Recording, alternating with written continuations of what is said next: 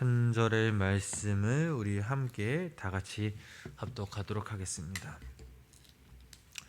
긍휼히 여기는 자는 복이 있나니 그들이 긍휼히 여김을 받을 것이미요. 아멘. 제가 한 번 더 읽겠습니다. 긍휼히 여기는 자는 복이 있나니 그들이 긍휼히 여김을 받을 것이미요. 아멘. 오늘도 이 거룩한 주 이 새벽에 주님의 전에 모인 우리 성도님들 삶 가운데 하나님의 귀한 은혜와 사랑이 함께 하시길 주님의 이름으로 간절히 축원합니다. 그리스도인의 삶의 본질, 특성을 무엇을 하느냐에 있기보다는 무엇이 되느냐에 있습니다. 외적인 결과보다 더 중요한 것은 바로 내적인 마음과 또 동기 그리고 태도입니다. 사실 실제적으로 우리는 일상생활에서 이 긍휼이라는 단어를 잘 사용하지 않습니다. 사전적인 의미로는 남을 불쌍히 여겨서 돕는 것입니다. 그러나 성경에서 이 긍휼이라는 단어는 사전적인 설명으로 더 뛰어넘어 그 깊은 더 차원을 담을 수 없는 그런 심오함을 내포하고 있습니다. 성경에서 말하는 긍휼이란 흘러넘치는 그 사랑을 주체하지 못하시는 그 하나님께서 한없이 약한 사람들을 대할 때 보여주시는 그런 하나님의 태도입니다.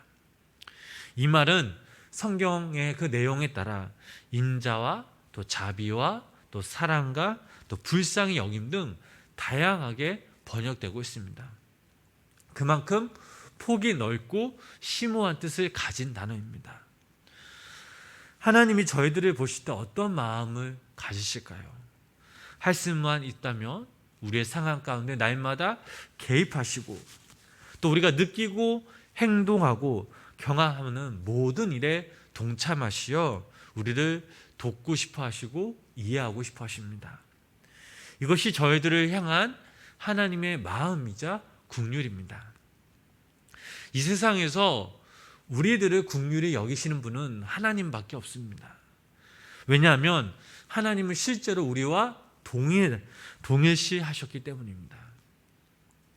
여기서 동일시 이 말은 하나님이 사람이 되어서 이 세상에 오신 분이 바로 예수님인데 예수님께서 하나님으로서 사람이 되셨다라는 것을 신학적으로는 성육신이라고 말합니다. 이 성육신은 하나님의 긍휼이 요구하는 모든 조건을 완벽하게 갖추었습니다. 빌립보서 2장 7절부터 8절 말씀을 보면은 이런 말씀이 있습니다. 우리 함께 그 말씀 읽어보도록 하겠습니다. 오기를 자기를 비워 종의 형체를 가지사 사람들과 같이 되셨고 사람의 모양으로 나타내사 자기를 낮추시고 죽기까지 복종하셨으니 그 십자가에 죽으심이라. 아멘. 여기서 자기를 비워 이 7절의 말씀을 보면 이 말씀은 하나님으로서 모든 영광과 특권을 다 포기하셨다라는 말입니다. 또한 사람들과 같이 되셨다라는 이 말씀은 우리와 똑같은 인간의 모습을 입고 이 땅에 오셨다라는 의미입니다. 그런데 예수님께서 이 땅에 오셔서 그저 우리와 똑같은 모습으로 사셨습니까? 아닙니다. 히브리서 말씀을 읽어보면 이런 말씀이 있습니다. 히브리서 4장 15절 말씀 보면 이런 말씀이 있습니다. 우리 함께 그 말씀 읽어보겠습니다. 우리에게 있는 대제사장은 우리의 언약함을 동정하지 못하실 이가 아니요 모든 일에 우리와 똑같이 시험을 받으신 이로되 죄는 없으시니라. 아멘. 시험만 당하고 끝나느냐? 아닙니다. 시험을 당하시면서 우리를 도와주셨다고 이 히브리서 2장 18절 말씀에 나와 있습니다. 다시 한번 제가 정리해서 말씀을 드리면 하나님은 저희들을 불쌍히 여겨주셔서 자기의 영광을 포기해 버리시고 자기를 비우셨습니다. 그리고 우리와 똑같은 모습으로 이 세상에 오셔서 우리가 당하는 고통과 시험을 몸소 체험하셨습니다. 그러면서 저희들을 불쌍히 여기시고 필요할 때마다 당신의 은혜와 사랑을 저희들에게 부어주셨습니다. 이것이 바로 하나님의 긍휼이라는 사실입니다.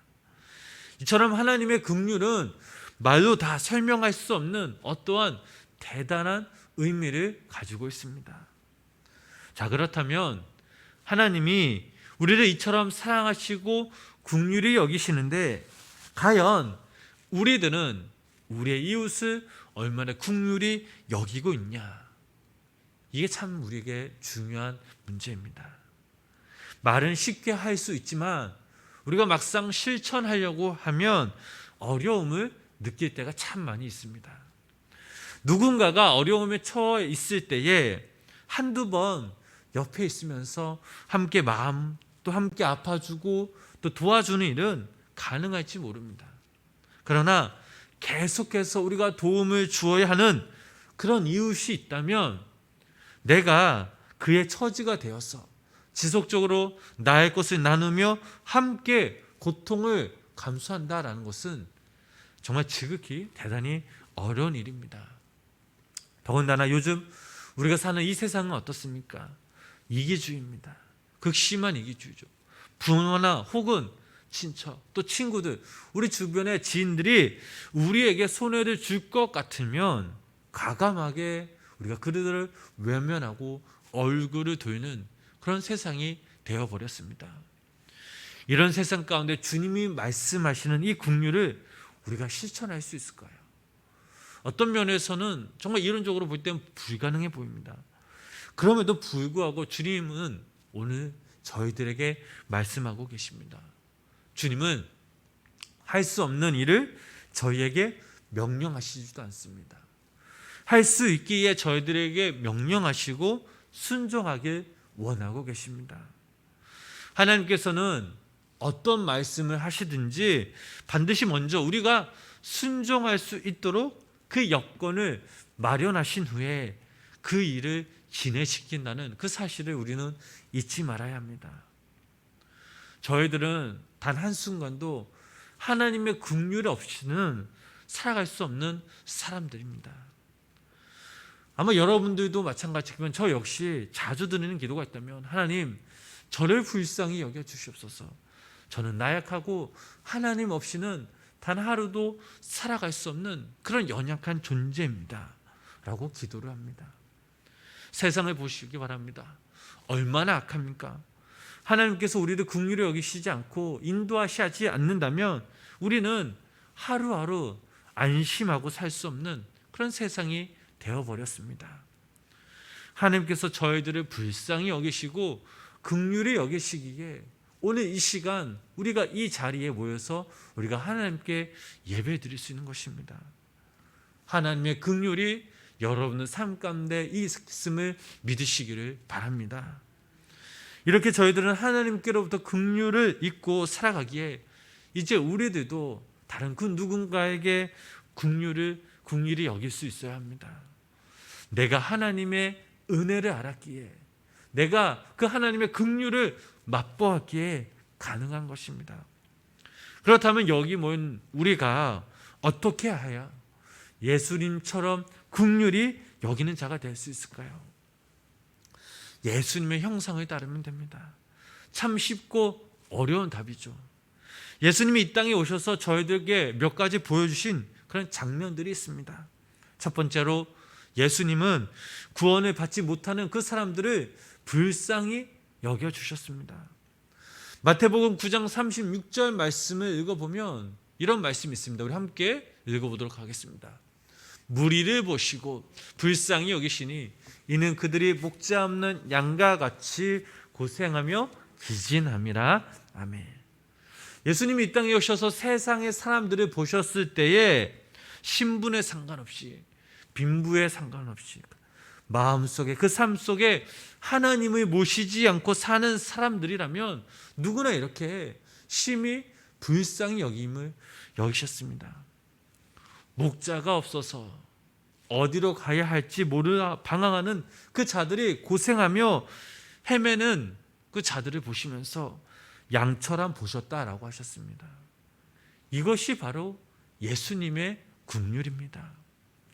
여기 계신 우리 성도님들 삶 가운데 또 주변에 믿지 않은 가족 혹은 친척, 친구들, 어찌 보면 믿지 않은 그들에게 하나님의 마음을 가지고 정말 그들을 긍휼히 여겨야 될 줄 믿습니다. 암만 그들이 돈이 많고 권력이 높고 남들보다 잘 살면 무엇입니까? 결국 사람의 영원한 생명의 운명이 결정되는 것은 바로 예수 그리스도의 구원인데, 만약 구원받지 못했다면 그들을 긍휼히 여기며 구원의 길로 인도하는 것이 바로 우리의 믿음 생활 가운데 아주 중요한 숙제라는 사실입니다. 두 번째로 예수님께로부터 배워야 할 두 번째, 그것은 바로 고통 중에 있는 그런 자들을 긍휼히 여겨야 합니다. 예수님은 이 땅에 오셔서 병든 자, 세상에 버림받고 천대받는 죄인들, 귀신 들린 자와 같은 자들을 얼마나 불쌍히 여기셨는지 모릅니다. 마가복음 1장 40절부터 45절 말씀을 보면 나병 환자를 깨끗게 하신 예수님에 대해서 나옵니다. 이 나병 환자는 여러분들 잘 알다시피 부정 환자로 분리되어 도시에 들어갈 수 없는 그런 규정이 있었기에 항상 외곽 지역에서 지내야만 했습니다. 어느 날 이 나병 환자에게 복음의 소식이 들려옵니다. 예수님이 온다는 소식을 들었습니다. 그래서 이 환자는 자신의 온몸을 다 흰 천으로 둘러싼 채 예수님 앞으로 나아갑니다. 혹여나 다른 사람들이 볼까 아주 조마조마하면서 어쩌면 정말 죽을 고생을 해서 예수님께 나아갔습니다. 죽으면 죽으리라는 각오로 돌에 맞아 죽을 각오를 하고 예수님께 찾아갑니다. 그리고 이 환자가 예수님 앞에 나타나 이렇게 말합니다. 선생님이 원하시면 저를 깨끗게 할 수 있습니까? 이렇게 자신의 병이 낫기를 간절히 원하면서 예수님께 눈물겨운 그런 호소를 합니다. 예수님께서 그의 모습을 보시고 이렇게 말씀하셨습니다. 42절 말씀이죠.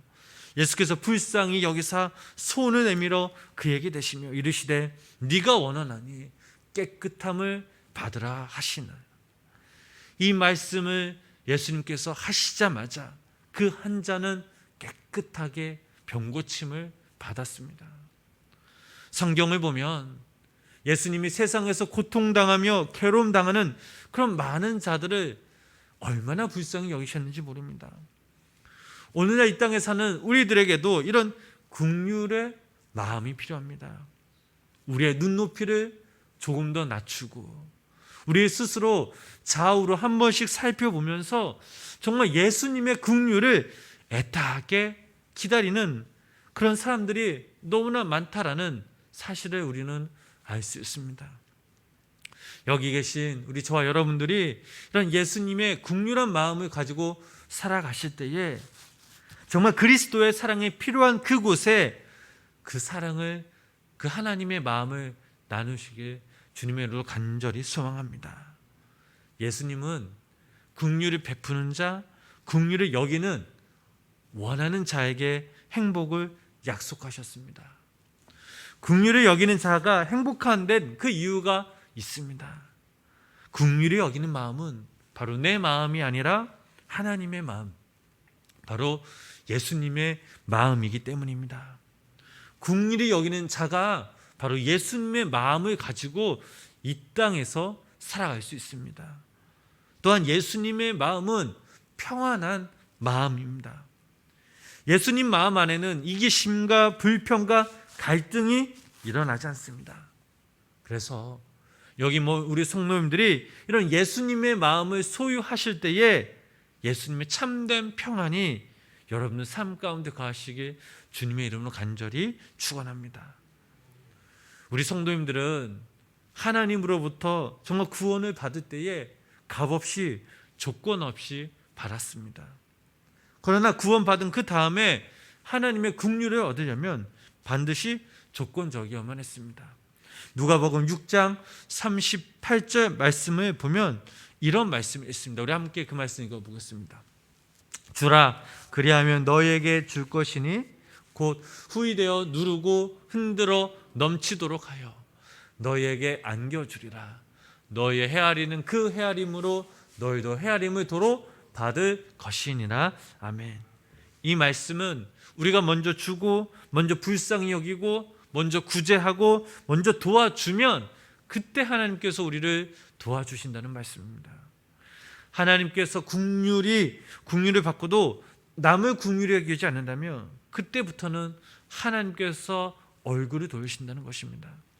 마태복음 6장 14절부터 15절 말씀을 읽어보면 이런 말씀이 있습니다.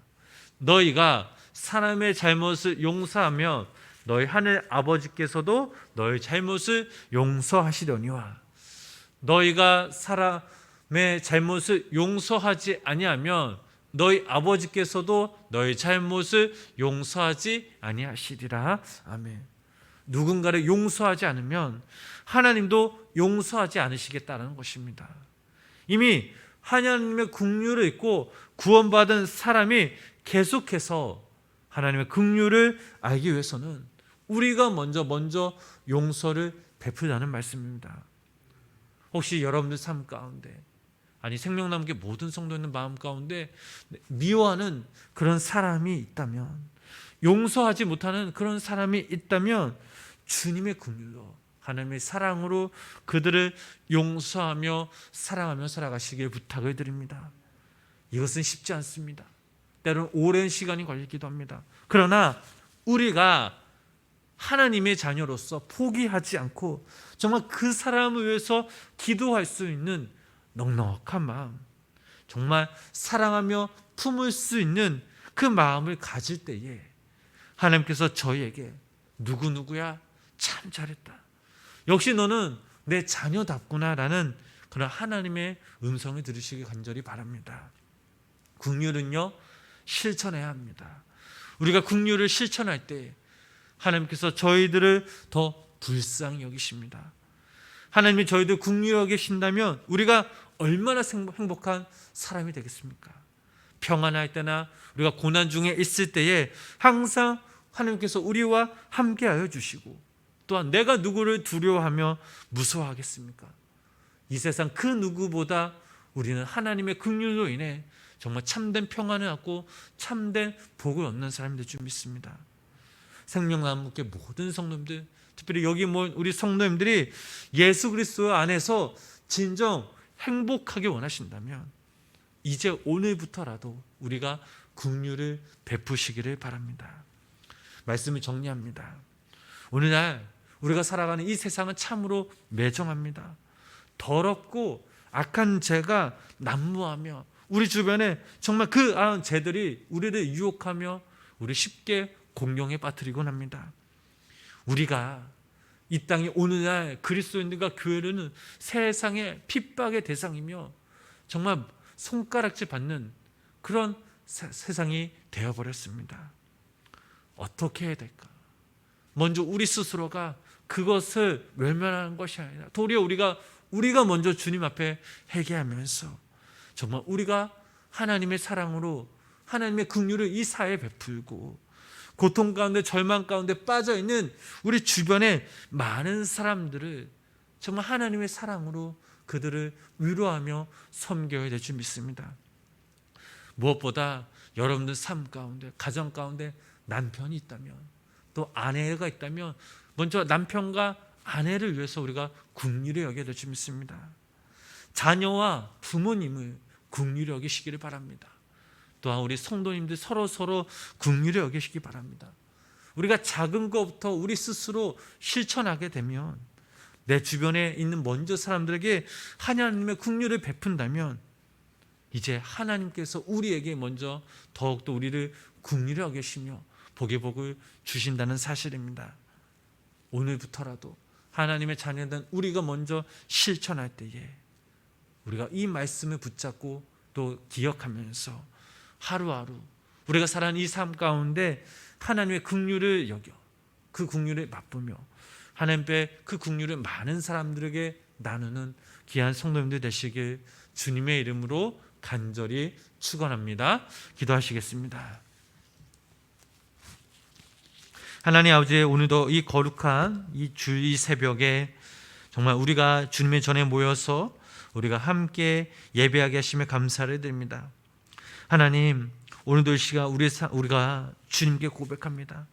하나님, 내가 먼저 하나님 앞에 믿음으로 나아가지 못했고, 특별히 하나님, 우리가 살아가는 동안에 내가 스스로 사는 것이 바빠서 정말 내가 하나님의 그 긍휼을 더 잊지 못하고, 또 많은 사람들에게 할아버지 이 하나님의 긍휼을 베풀지 못했던 우리의 모습을 돌아봅니다. 하나님께서 저희들을 너무나 사랑하시고 긍휼히 여기시는데, 저희들은 그 받은 사랑, 그 하나님의 그 마음, 그것을 우리만 누리며 살아갔습니다. 이제 우리 주변에 정말 하나님의 사랑이 필요한 그곳에 우리들도 함께 전하며 나누며 살아가게 하여 주시옵소서. 하나님의 자녀로 말로만 우리가 고백하는 것이 아니다. 우리 삶 가운데 플러스 3으로 날마다 실천으로 옮길 때에 당신이 주시는 그 축복, 그 은혜로 말미암아 더욱더 감사하며 주님께 기쁨으로 나아가는 귀한 우리 성도님들 되게 하여 주시옵소서. 하나님께서 오늘 하루, 또 오늘 거룩한 주일 우리가 함께 예배 드릴 때에 마음을 다해서 예배 드리게 하여 주시고, 특별히 아버지, 오늘도 이 시간, 오늘도 귀한 말씀을 두고 다니서신 우리 담임 목사님을 붙잡아 주셔서 우리가 그 말씀을 듣고 아멘으로 하답하며, 그 말씀을 우리 삶 가운데 기리고 비춰 생명임을 고백하며, 또 말씀을 전하시는 그 목사님 가운데 영육간의 강건함 주시고, 능력의 말씀, 아버지 거룩한 하나님의 귀한 말씀을 선포하실 때마다 아버지 하나님, 목사님의 입술을 주장하셔서 더욱더 담대하게 그 말씀을 전하실 수 있는 주님의 귀한 거룩한 종 될 수 있도록 주님 함께하여 주시옵소서. 또 아버지 하나, 오늘도 이 새벽 주님의 전화와 함께 기도하는 우리 귀한 성도님들의 마음 가운데 하나님께서 귀한 은혜와 사랑을 덧입혀 주시고, 사랑한다 내 아들아, 사랑한다 내 딸아, 오늘도 시간 귀한 하나님의 음성을 들으며 또 하나님께 전적으로 믿고 맡기며 기도할 때에 하늘의 문을 열게 하시고, 하나님 때 우리의 기도가 응답받는 놀라운 은혜와 역사가 우리 가운데 임하게 하여 주시옵소서. 예수님의 이름으로 간절히 기도드렸습니다. 아멘.